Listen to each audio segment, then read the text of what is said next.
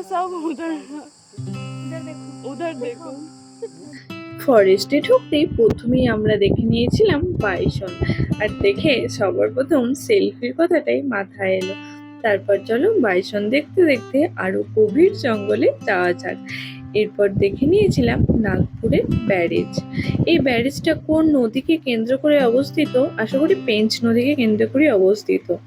এরপর সূর্যাস্তের সাথে সাথে আমাদের জঙ্গল ঘোরাও আরো আনন্দদায়ক আর রোমহর্ষক হয়ে উঠছিল।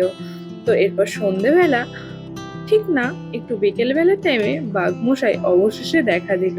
ওই যে দেখো হেলতে দুলতে আপোষ মেজাজে চলে যাচ্ছে। তারপর এই বিভিন্ন রং বেরঙের গাছপালা দেখতে দেখতে বাঘের এসির ঘরে আমরা প্রবেশ করলাম। হ্যাঁ, বাঁশে ঘেরা, দেখতে ঠিক ব্রিজের মতো লাগছিল। তো এখানে আমাদের জঙ্গল সফর